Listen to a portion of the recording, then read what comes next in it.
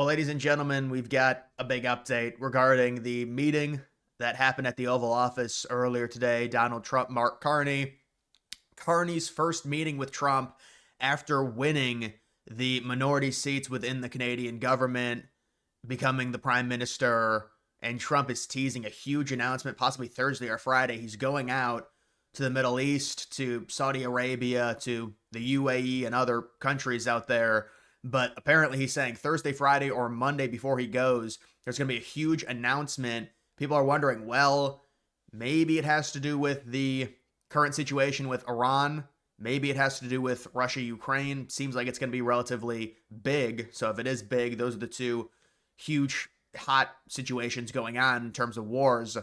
And so this would be great for the administration if it's either or. Is it a ceasefire announcement that maybe Putin has agreed to now, considering the United States is funding Ukraine again, which you might say, well, that's counterintuitive. Why would Trump do that? Well, that's because of the minerals deal, and we're going to be getting all of our money back, we think, when it comes to the funding of Ukraine, at least whenever we send them weapons. But it also puts a certain amount of pressure on the Russians to say, well, the United States is now funding Ukraine, giving them missiles, giving them weaponry, giving them more intelligence. Maybe it's time to come to the negotiating table, considering it's going to be a lot harder for us to take more land now that the funding is back on, because originally it was frozen. But so it might be a ceasefire, maybe setting up a peace deal between Russia and Ukraine, although I know there's been some tense moments in terms of Putin bombing certain places within Kyiv and Zelensky responding, or maybe the situation within Iran, although we learned about a week and a half ago that the talks, the fourth round of talks, were suspended for the Iran nuclear deal. But we also know that Trump fired Mike Waltz for talking to Netanyahu, possibly trying to subvert a potential peace deal. Trump really wants peace. He knows his legacy, it's going to be entrenched with a peace deal here and peace within the Middle East. He understands that there's no way that we can escalate the situation with Iran. I understand people don't want them to have nuclear weapons. They're already at 60% uranium enrichment, so they're basically there as it is. It's very easy to go from 60% to 90%. It's hard to, when you're building it up, but they've already gotten their enrichment to 60%. So let's see what Trump says here. Well, he says there's going to be a big announcement. That's what he says. But I'm going to react to some of these clips when it comes to Trump and Carney. So here it is. Trump on Canada becoming the 51st state. And let's see what Trump says here.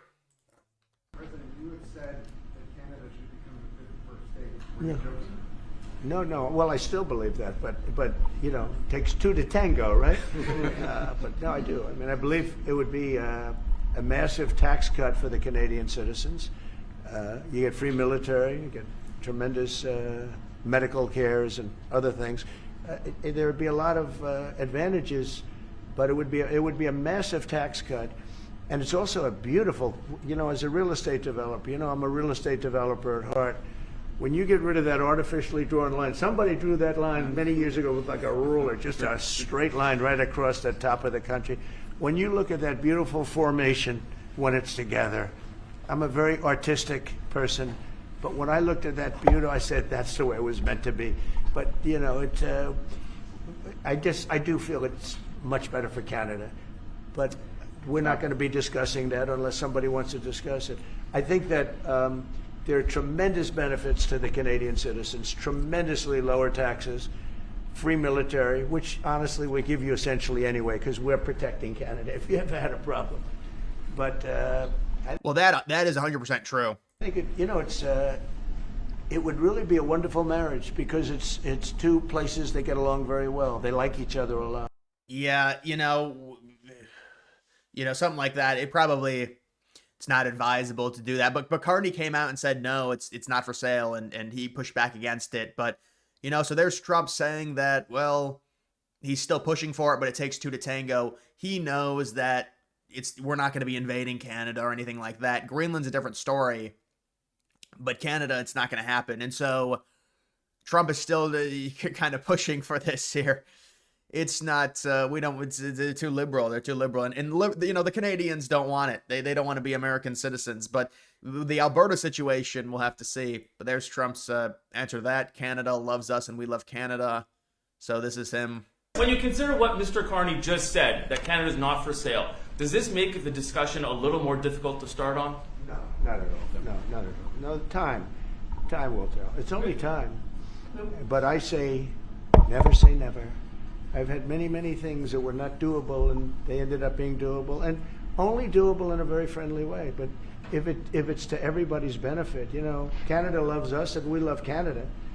That's, I think, the number one thing that's important. But we'll see. I mean, over time, we'll see what happens. But what about the press asking Trump about Alberta separation? See, the press doesn't. They tell, oh, what about all of Canada? But it's not possible. But they should tell Trump about the separation movement going on there. Here's Trump talking about the CHIPS Act.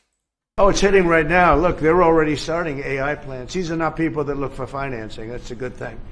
In real estate, you get a site, then you have to look for financing. You have to get your zoning. 5 years later, you start building. You get a bank, then the bank's no good. These people have massive amounts of cash. The CHIPS Act was a ridiculous thing because that doesn't get them to build. All we did is hand very wealthy companies money. The CHIPS Act that was done by Biden.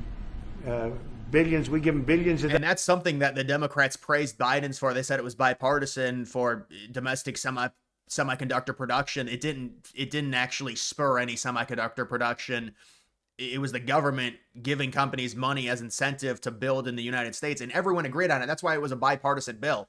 The problem is when you look at the dynamics of semiconductor investment, what really is causing the domestic growth or the future growth of semiconductors in the United States, which is mainly what the CHIPS Act was about, is the Trump tariff threat on Taiwan, which it enabled the Taiwanese semiconductor manufacturing company to invest. I mean, they say it's about $100 billion, maybe $170 billion in U.S.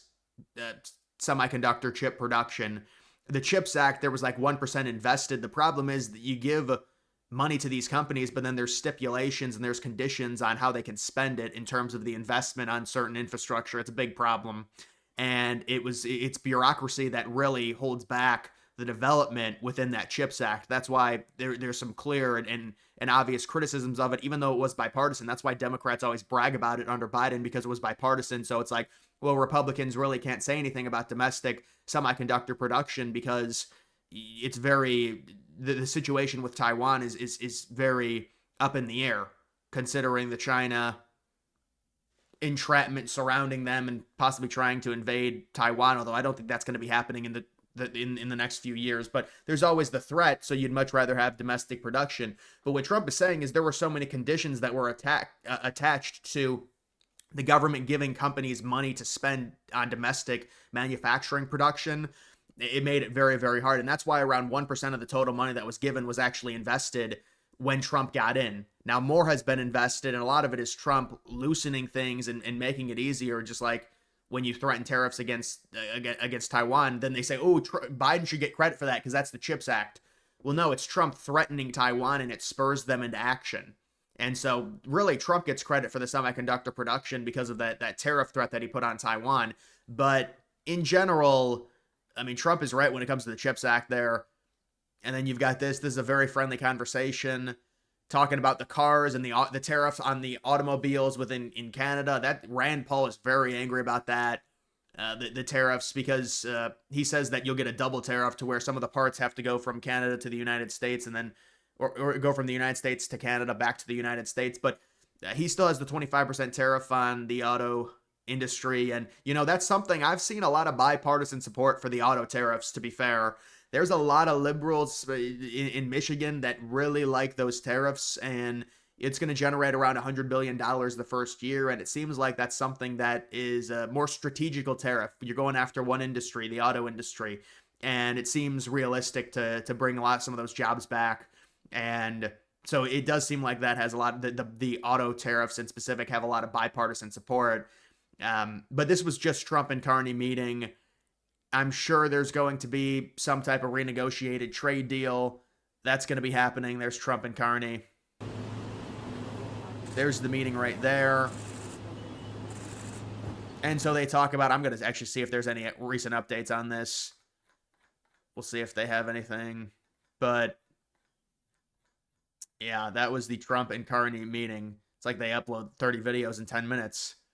Very friendly conversation. We've made an arrangement. That was Ludnick talking about the situation there, talking about the Californian situation with the high-speed rail that was never built. And so, yeah, Trump's still talking about the 51st state thing. Yeah, maybe one of the media people could be like, well, what about the Alberta? They're more conservative. They have a lot of resources. You hear about that? I don't think anyone asked Trump about that, but that's really what should be asked, because it's just not advisable with all of Canada. We don't really want all of Canada. They're too liberal, and they don't want to be Americans. You don't want to take all these people, and it waters down the United States as well. That's another thing. It waters down the United States. And these people they've taken a lot of immigrants as well. We want nothing to do with Ontario. We want nothing to do with Quebec. We want nothing to do with any of those eastern provinces. Maybe the far eastern provinces, even though they're liberal, like Massachusetts, they're less population. But even that, to me, it's more of a singular thing, to where it's Alberta, you look at Saskatchewan, you look at BC, you look at the territories, okay, that's something. But even that, I mean, it puts all of Canada in a very unstable position if you take those provinces and those territories, because you're cutting Canada in half. So then what does that say about Eastern Canada? We know Quebec already has talked about separation many, many times in their history. Would they try and become their own country at that point? What would happen to Ontario? What would happen to Nova Scotia, New Brunswick, Prince Edward Island? They would eventually probably just join the United States. It's just, it's just not advisable because of how liberal they are. And so I think, with Trump, it's this troll. But with Alberta, it doesn't have to be a troll. It can be a very real thing. And I'm not saying Alberta's going to happen, but it's a lot more realistic than trying to take over all of Canada. They don't want it to happen, and we don't want it to happen either. We really don't. They're very liberal.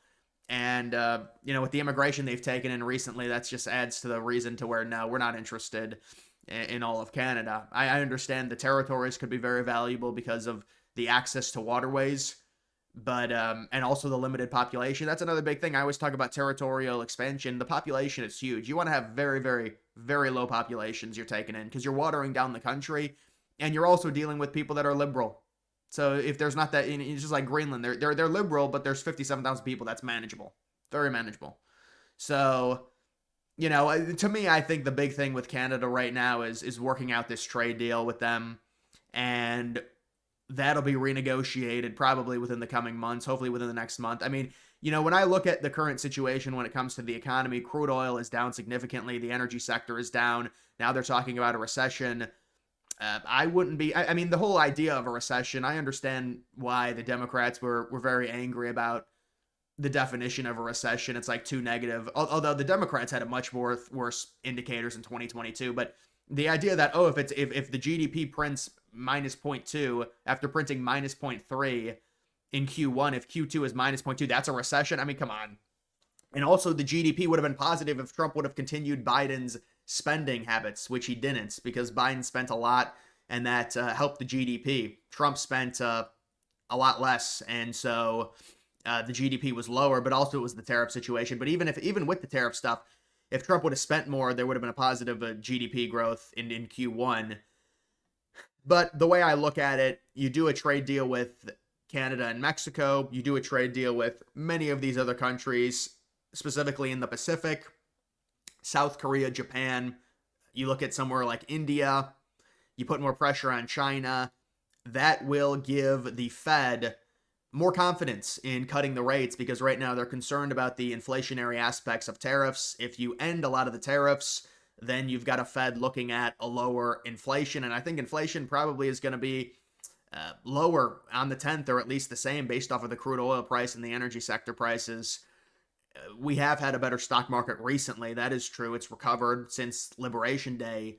But I mean, I think the economic indicators are relatively good as long as we can get a lot of these trade deals done, which, looking at Carney and Trump, they're probably looking at possibly doing one. I said, look, over this past month, there's not going to be a trade deal with Canada until their election happens. Their election happened, so now I think we're going to get moving on one. And you look at Mexico, they've been, with Sheinbaum, there's been a lot of cooperation there. Even though you've got the cartel situation, Sheinbaum saying we're not going to help and aid the United States in getting rid of the cartels. That's because the cartels are the government. The government is the cartels. There's heavy influence there. There's been so many political figures within Mexico that have been murdered by the cartels. It's a big problem. And the cartels are another story for another day. But when it comes to this trade deal, Mexico, they've been very nice in terms of the trade situation compared to Canada. Canada's, and some of that also was Canada having an election upcoming, and liberals wanted to be galvanized against Trump, and they were able to use that. And Trump even said in this meeting that he helped Carney win like more than anyone, and it's true. I mean, you look at the numbers, a little bit of sarcasm there, but you know, I mean, that's a liberal country. They voted for a liberal leader. You're a liberal country, you vote for a liberal leader. I understand conservative movement is growing in Canada, at least the moderate conservative movement, but it's just the reality. So yeah, this is a nice little meeting between Trump and Carney, and the big stuff here at the beginning. Trump says huge news, possibly in relation to the military. Maybe it's something else. Maybe it's something about Doge. Maybe they found something. We don't know exactly, but he said huge news coming Thursday, Friday, or Monday. And that's before his trip to the Middle East where, he said, well, if you give us a commitment, you give us a bunch of money, I'll visit. And so Saudi Arabia and the United Arab Emirates did that. So he'll be visiting out there next week. So, guys, that is going to do it for this video. Make sure you like this video down below. Also, follow me on X. Link to that's always in the description.